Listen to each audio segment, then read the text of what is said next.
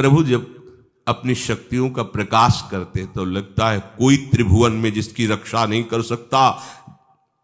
उसकी रक्षा के लिए मां भवानी दुर्गा अपना भयानक रूप धारण करके महिषासुर आदि दैत्यों का मर्दन करती है। प्रभु है उस रूप में, दूसरा नहीं है। तो उनकी सामर्थ्य कितनी है? दुर्गा कोटि अमित अरिमर्दन। हरि की सामर्थ्य कैसी? अमित दुर्गाओं जैसी। 1 करोड़ अरब नहीं, अमित दुर्गाओं जैसी दुष्टों का मर्दन करने की सामर्थ्य। अमित था नहीं कि कितनी सामर्थ्य है। एक दुर्गा रूप में जब हरि प्रकाशित होते हैं तो त्रिभुवन में कोई सामने खड़ा होने वाला नहीं होता। मां भवानी जिस समय अपने स्वरूप में आती, किसी की ताकत नहीं है। ये शुंभ निशुंभ इतने बलवान दैत्य थे, त्रिभुवन में कोई इनका बाल बांका भी नहीं कर सकता था। स्मरण किया समस्त देवताओं ने तो भगवान से ही शक्ति का प्रादुर्भाव हुआ। इतना सुंदर रूप मां भगवती का। शुंभ निशुंभ के पार्षद घूमते रहते थे, उन्होंने देखा, जाके बताया कि आपके महल में जितनी सुंदरियां उसकी दासी बनने योग्य भी नहीं है, ऐसी सुंदरी का हमने दर्शन किया। बोले मेरा जाके परिचय बताओ। बोले ऐसा नहीं लगता कि आपके परिचय बताने से केवल आ जाएंगी। तो उनका अगर ऐसा नहीं तो केश कर्षण निर्धूता गौरवा मां गरिष्यति। उसके गौरव को धूल में मिलाते हुए बाल पकड़कर घसीट कर हमारे पास लाओ। मार्कंडेय पुराण। उनके पार्षद गए और बताया हमारे मालिक शुंभ निशुंभ है, उनका आदेश है कि आप महल में चलो और आदर सहित, अगर आप ऐसा ना करती हैं तो मैं आपका निरादर करते हुए बाल पकड़कर घसीटते हुए ले जाऊंगा। देवी जी ने मुस्कुरा दिया और कहा अपने मालिक से कह दो जाकर के कि हम उसी की आज्ञा पालन करती है जो हम पर युद्ध में विजय प्राप्त कर ले। वो जाके बोले हाँ वो तो मतवाले, त्रिभुवन में कोई जोड़ ही नहीं था।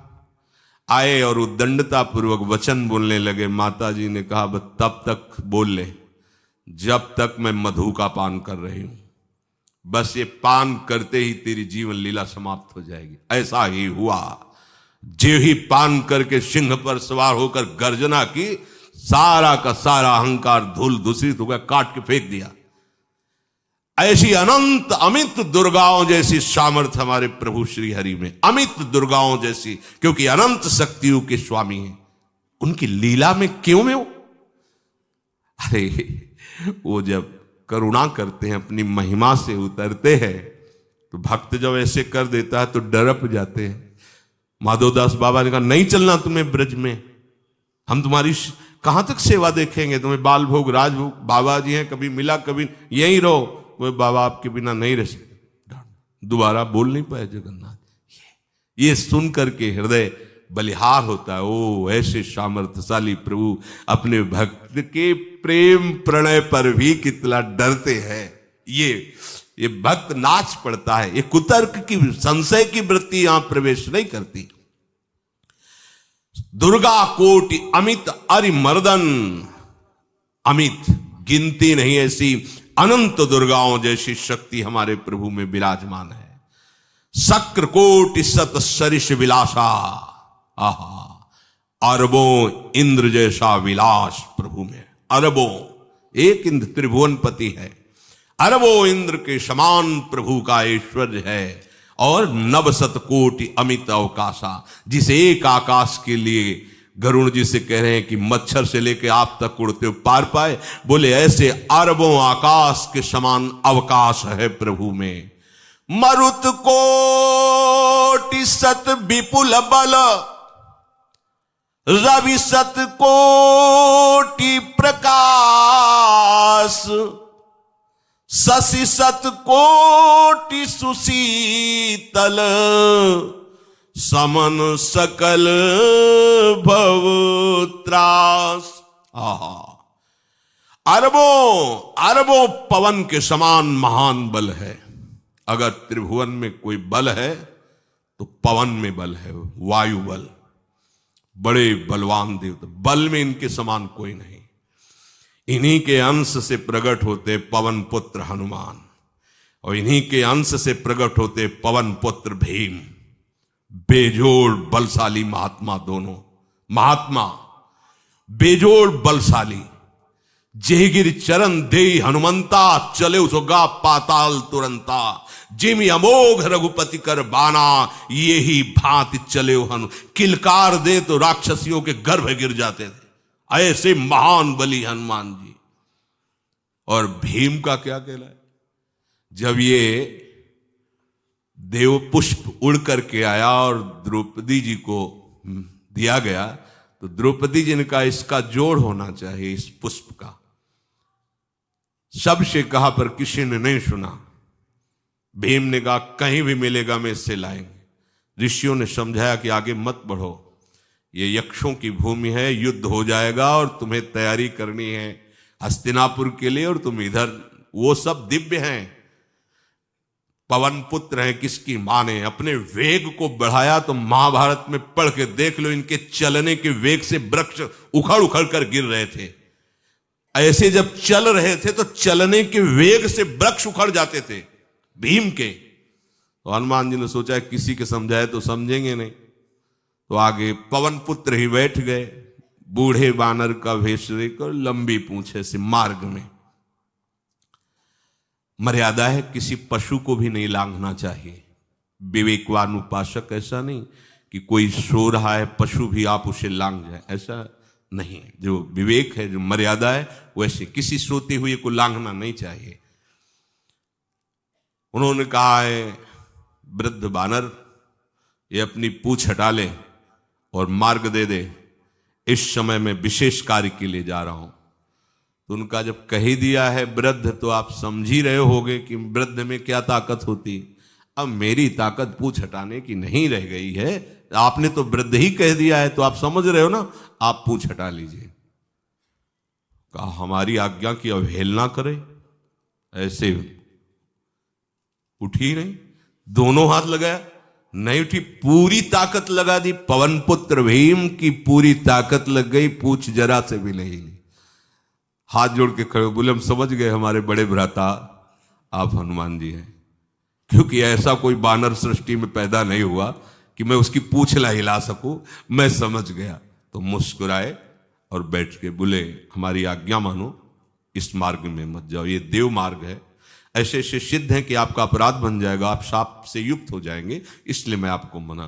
बोले प्रभु जब आप कृपा करके आए हो तो हमें वो रूप दिखा दो जो लंका में आपने रूप दिखाया। बोले मत उस बात की चर्चा करो, रहने दो। बोले प्रभु एक बार देखना चाहता हूं कि मेरा बड़ा भाई कितना बलवान है। हनुमान जी ने कहा फिर देख लो। कनक भूधरा कार शरीरा,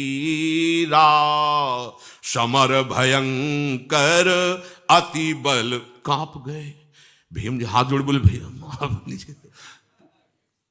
स्वर्णिम कांति, वो भयानक उनका रुद्र रूप, कांप गए भीम, कांप गए। वायु में अगर बल में देखा जाए तो सबसे ज्यादा वायु बलवान है। भगवान कैसे है, मरुत कोटि सत विपुल बल, अरबों वायुओं जैसी महान ताकत हमारे प्रभु में है, संशय नहीं। वो अगर छोटी सी कार्य के लिए सहयोग लेते हैं, ए उठवा दो, ऐसा कर, भक्तों के साथ वो विनोद करते, लीला करते, नहीं उनमें बल कितना है। ऐसे पवन पुत्र हनुमान जिनके चरणों को ऐसे गोद में लिए रहते हैं। एक उपनिषद में चरित्र आता है कि असुरों पर विजय प्राप्त करने के कारण देवताओं को गर्व हो गया और सभा में नृत्य गान चल रहा था।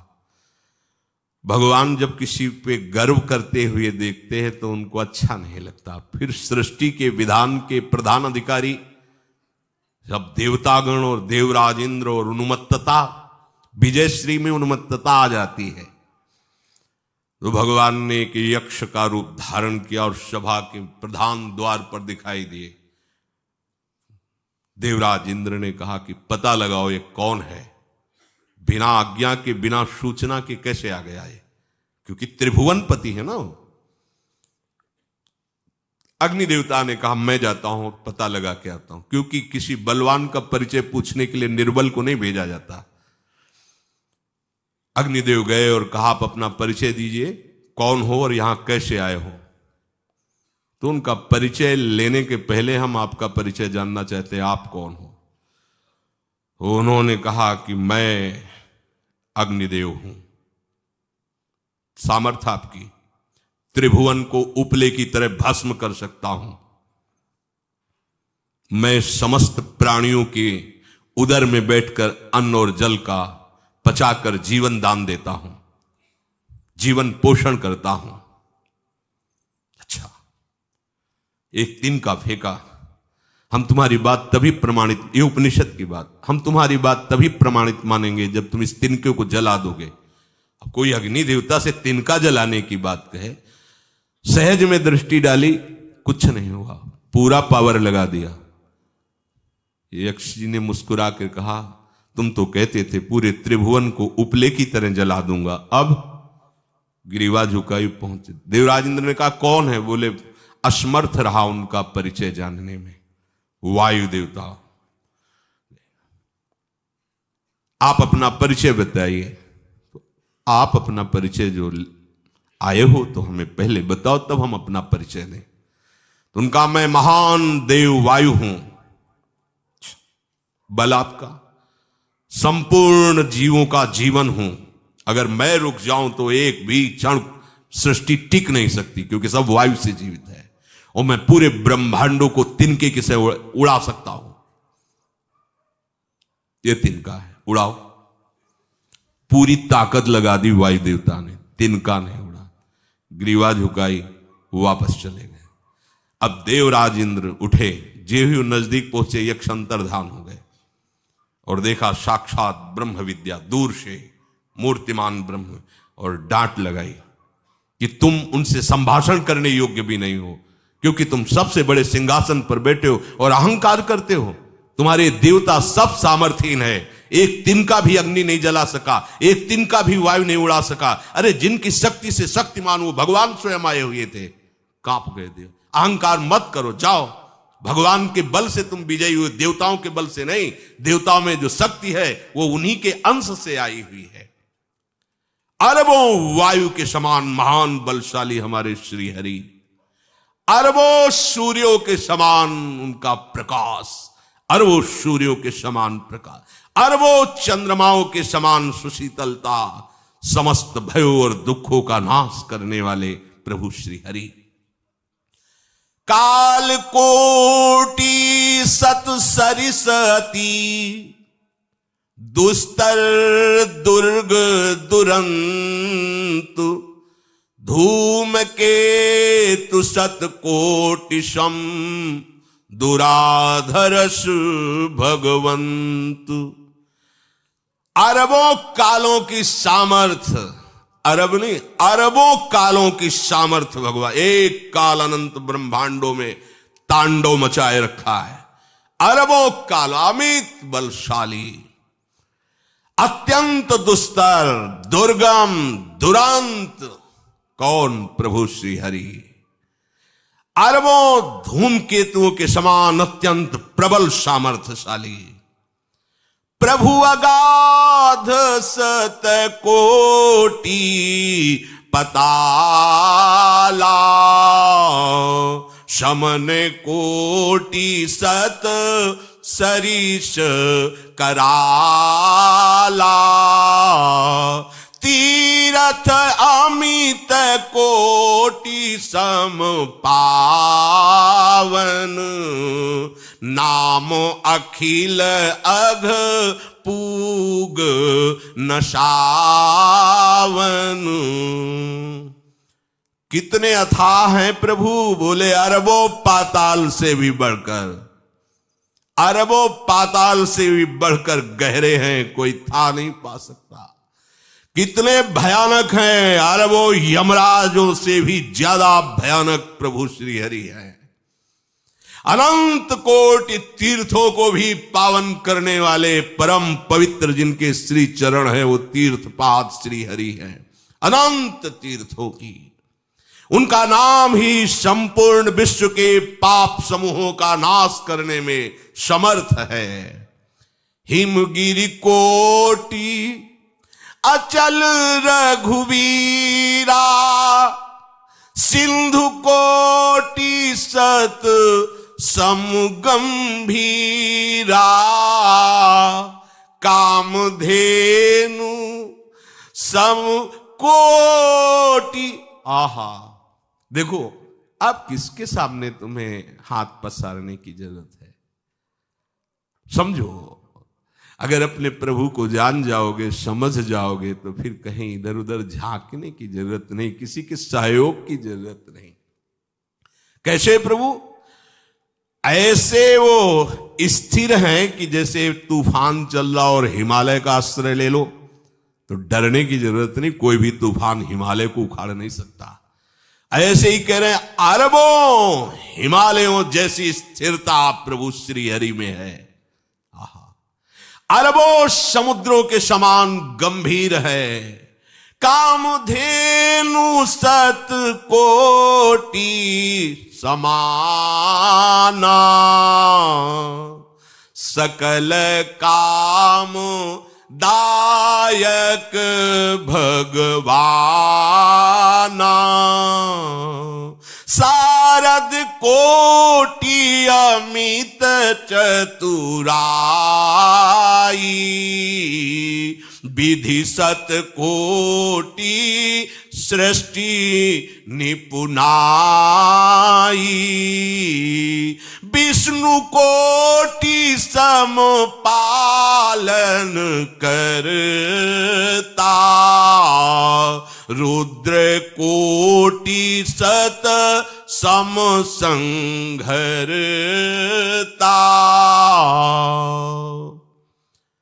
अरबों कामधेनुओं के समान प्रभु श्री हरि हैं। एक कामधेनु मिल जाए तो निहाल हो जाए। है हमारे श्री हरि कैसे? अरबों कामधेनुओं के समान है। इच्छित कामनाओं की पूर्ति कर दे उसे कामधेनु कहते हैं। प्रभु में कितनी चतुरता है! अनंत कोटि सरस्वतियों की एक सरस्वती ब्रह्मांडों का संचालन करती है, बुद्धि के अधिष्ठात्र देवी हैं। और यहां क्या, हमारे श्री हरि अनंत कोटि सरस्वतियों की चतुराई समाई हुई है। अरबों ब्रह्माओं के समान सृष्टि रचने में समर्थ। एक ब्रह्मा प्रकट कर दिया, एक वैभव प्रकट हो गया। अरबों ब्रह्माओं जैसी सामर्थ सृष्टि रचना की प्रभु में है। आहा! और अरबों विष्णुओं के समान पालन करने की सामर्थ प्रभु में है। अरबों शंकर के समान संहार करने की सामर्थ्य प्रभु में है। धनद कोटि सत सम धन वाना, माया कोटि प्रपंच निधाना, भार धरन सत कोटि अहिसा, निरवधि निरूपम प्रभु जगदीसा। अरबों कुबेरों के समान धनवान है। अरबों मायाओं के समान सृष्टि करने में सामर्थ्यशाली है। अरबों शेष भगवान के समान अनंत भार उठाने में समर्थ है। जगदीश्वर प्रभु श्री हरि की कोई उपमा, कोई सीमा नहीं है। ये उपमा रहित और सीमा रहित है।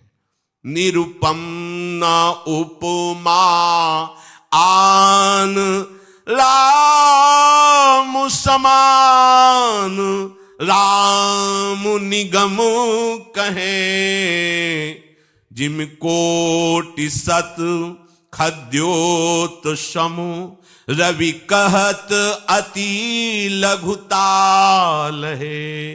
यही भांति निज निज मति विलास, मुनीस हरि बखा नहीं।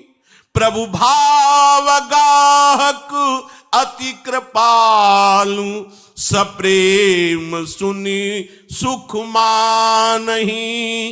प्रभु भाव गाहक अति कृपालु, सप्रेम सुनि सुख मानहि। प्रभु श्री हरि उपमा रहित हैं, उनकी कोई अनंत ब्रह्मांडों में किसी से उपमा नहीं दी जा सकती। प्रभु के समान केवल प्रभु हैं, ऐसा वेद कहते हैं। अरबों जुगुनियों के समान यदि सूर्य को कहा जाए तो सूर्य का अपमान होता है, सम्मान नहीं। ऐसे ही जो अभी तक वर्णन किया गया उसको समझो। अरबों जुगनुओं के समान यदि सूर्य को कहा जाए तो सूर्य की प्रशंसा नहीं, एक तरह से अवहेलना है। आहा, इसी प्रकार अपनी बुद्धि के विकास के अनुसार मुनीश्वर, अपनी बुद्धि के विकास और प्रकाश के अनुसार मुनीश्वर प्रभु का वर्णन करते हैं। गुण महिमा नाम बल पर थाह कोई नहीं पाओ, आज तक कोई था नहीं। ऐसे प्रभु की लीला में कोई कुतर्क, कोई संशय, अब वो क्या बुद्धि है उसका खुद विचार करे।